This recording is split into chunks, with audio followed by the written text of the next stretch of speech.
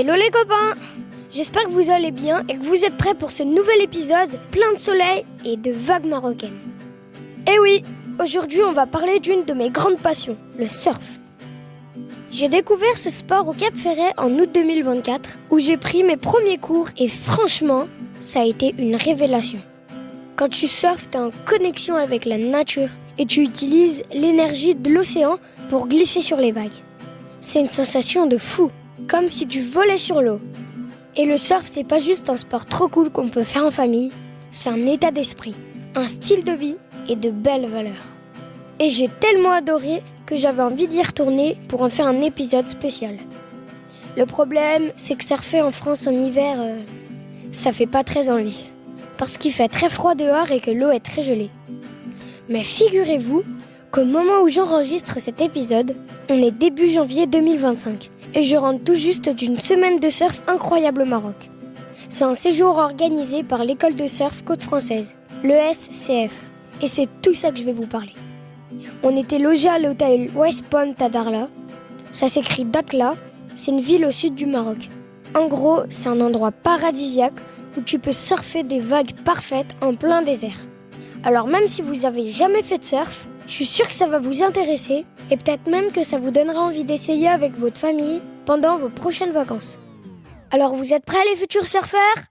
C'est parti !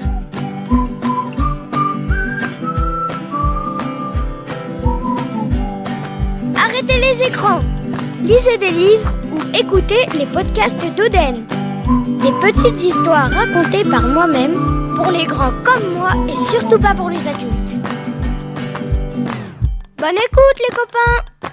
Papa, tu sais, la prochaine dictée, c'est sur le surf. Tu vas mettre ça dans le podcast? Non, t'as pas intérêt. Bon, pour commencer, je vais vous expliquer ce que c'est que le surf. C'est un sport mondial qui consiste à glisser sur des vagues debout sur une planche en jouant avec la force de l'océan. Le mot surf vient du mot anglais « surge » qui veut dire « vague qui déferle ». On pratique le surf sur les côtes des océans, dans des endroits qu'on appelle des spots, où les vagues sont parfaites pour surfer. Le surf, à l'origine, est né au XVe siècle dans les îles du Pacifique. Il était pratiqué pour la première fois par les habitants de la Polynésie. Ils utilisaient des grandes et lourdes planches en bois pour glisser sur les vagues, mais pour eux, ce n'était pas juste un sport. C'était aussi une manière de montrer leur puissance et leur lien avec l'océan. Au début des années 1900, un grand champion hawaïen de natation, Duke Kahanamoku, a fait découvrir le surf au reste du monde.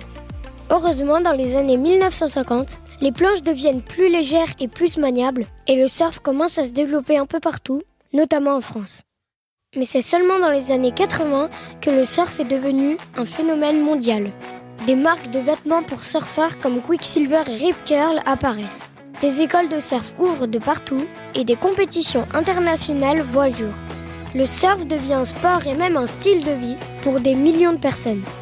Aujourd'hui, il y a autant de filles que de garçons qui surfent et le surf a même rejoint les Jeux Olympiques pour la première fois en 2021 à Tokyo. En France, les meilleurs spots sont en Pays Basque, dans les Landes, en Gironde, en Vendée ou même en Bretagne.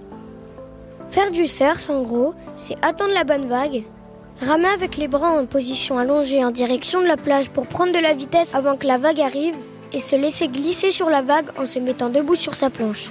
Ça paraît facile comme ça, mais en vrai, il y a énormément de choses à savoir pour bien surfer. Les conditions météo, la puissance et la taille des vagues, les courants et les marées, le choix du matériel. Faut une combinaison, une planche de surf et un leash pour rester toujours attaché à son surf même quand on tombe. Mais aussi la position sur la planche. C'est comme en skate. Soit tu mets le pied gauche devant et tu es régular, soit le pied droit et on dit que tu es goofy. Ton regard doit toujours être en direction de là où tu veux aller. Et jamais sur tes pieds. Tes jambes doivent être fléchies et tes pieds écartés de la largeur de tes épaules. Bon, après je vous conseille de prendre des cours pour mieux savoir surfer. Mais ce que je peux vous dire, c'est que même quand on débute, on peut se faire plaisir en surfant des premières petites vagues et ça, c'est vraiment génial. Moi, j'ai pris des cours avec l'école de surf Côte Française, l'ESCF. Ils existent depuis 1998. Ils ont 7 écoles dans les Pays Basques et les Landes et c'est vraiment des passionnés. Ça fait 25 ans qu'ils proposent des cours et des stages adaptés à tous les niveaux, du débutant au surfeur confirmé, donc franchement, si vous voulez prendre des cours, je vous les recommande vivement. Ils organisent même des séjours surf au Maroc à l'hôtel West Point, parfaitement adaptés aux familles, et j'ai eu la chance d'y participer avec mes parents, mon petit frère Louison, et il y avait même mes cousines d'Annecy. Je reviens tout juste et franchement, c'était une dinguerie. Vous devez vous demander pourquoi le Maroc ? Eh bien, figurez-vous qu'une des conditions principales pour apprendre à surfer, c'est d'avoir des super vagues. Pas trop grosses et qui se cassent pas trop vite. Une vague qui se casse, c'est quand elle s'écrase sur l'eau et qu'elle se transforme en mousse blanche. Pour apprendre, on commence toujours par surfer les mousses. Mais très vite, quand on progresse, on préfère aller au large pour prendre des vagues vertes. C'est-à-dire qui sont pas encore cassées. Et ça, c'est le must. Et donc à Dakhla, au Maroc, le gros avantage, c'est que les vagues sont parfaites. Pas trop grosses, en fonction de où on va, et très longues. Parfois, on peut surfer des vagues pendant plusieurs minutes. C'est pour ça que l'ESCF organise son séjour surf à Dakhla. C'est un spot très réputé pour le surf, et aussi pour le kitesurf en fonction de la saison. C'est en hiver que les conditions sont meilleures pour surfer, car il y a peu de vent et de super vagues. Et d'avril à septembre, il y a beaucoup de vent et c'est le paradis du wingfoil et du kitesurf. Comme je vous ai déjà dit, on est à l'hôtel West Point avec un emplacement exceptionnel entre l'océan et le désert. On dormait dans des bungalows éco-responsables, comme des petites maisons individuelles en bois, situées juste en face de l'océan. On se levait le matin, on ouvrait les rideaux et on pouvait tout de suite voir les vagues. C'était magnifique. Pour manger, tout était inclus. Il y avait un restaurant avec un buffet à volonté le matin, le midi et le soir. Et des chefs nous cuisinaient des plats marocains trop bons avec des produits locaux. En plus, tout le monde est trop sympa. Et encore plus avec nous les enfants. Pour mes parents, c'était vraiment des vraies vacances. Parce qu'ils n'avaient pas besoin de faire à manger ou de faire du ménage. En plus des cours de surf à Dakhla, il y a plein d'autres activités à faire si on a le temps. Des massages, des balades à dos de dromadaire, du quad dans le désert ou des visites pour découvrir d'autres endroits trop cool.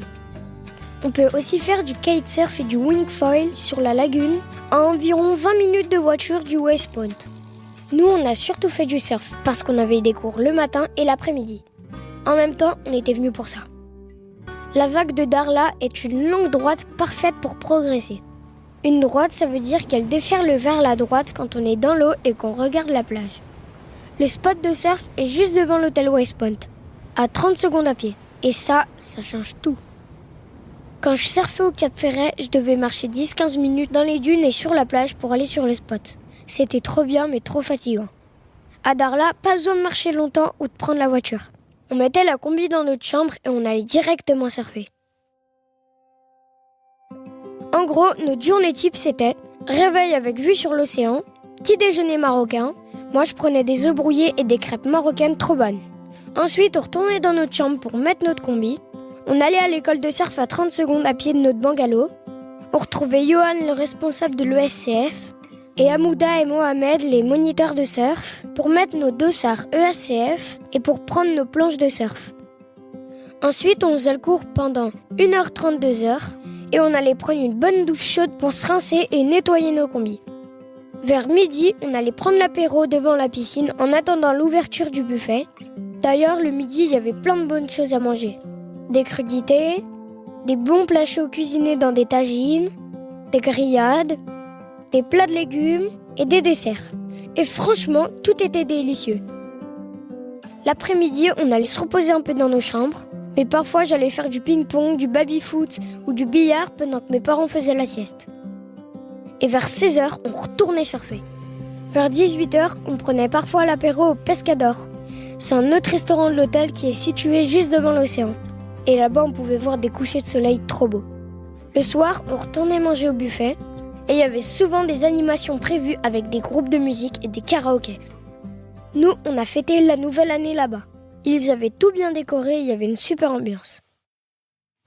Bon, franchement, c'était une expérience inoubliable. Autant pour me perfectionner au surf que pour découvrir le Maroc. Et tout le monde était trop cool. En plus, il faisait trop beau et chaud en plein mois de décembre et les vagues étaient top. Donc vraiment merci à toute l'équipe de l'ESCF et de West Point qui nous ont accueillis comme ça. Merci à Johan, Marie, Mohamed et Hamouda pour les super cours de surf. Et merci à Zakaria pour les photos et vidéos. Je vous encourage vraiment à essayer le surf. En famille, c'est top. Et vous pouvez même apprendre en même temps que vos parents. Les cours avec l'école ESCF sont vraiment top et les coachs sont des passionnés.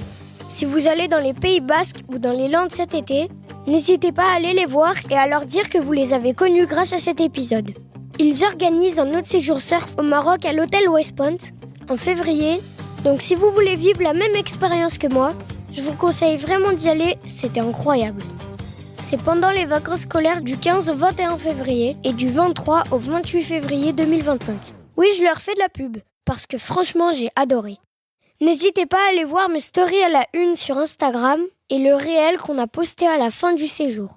Ça vous donnerait une idée. Maintenant, place aux dédicaces. Kayline et Nalia qui habitent à côté de Rennes. Léandre qui va avoir 5 ans en janvier, bon anniversaire. Malo qui a 6 ans et qui m'écoute depuis le début. Apolline, Timothée et Cassandre. Olivier qui a 6 ans. Gaspard de Metz. Timéo et son frère Lilio qui m'écoutent de Bordeaux. Capucine des Clés-sous-Bois et sa maman. Manuela d'Aix-en-Provence. Gaspard et Louison d'Angers. Ah, t'as le même nom que mon petit frère. Et pour finir, une spéciale dédicace à Tessa et Léo de Biarritz qui attendaient cet épisode avec impatience. Louison, t'as pensé quoi du séjour au Maroc ? C'était bien, on a fait des cours de surf. J'ai adoré les cours avec Johan et Marie et Mohamed. Et vous êtes trop beaux et chauds, c'était trop bien. Et j'ai vu des dromadaires. Je suis même allée dans des souks et je me suis acheté un tambour avec des dirhams. Ouais, c'était trop bien et on a même pris l'avion. Voilà, j'espère que cet épisode sur le surf vous a plu.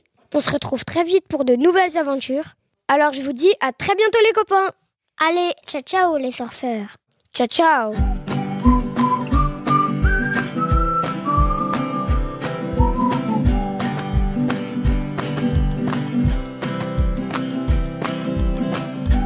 Thank you.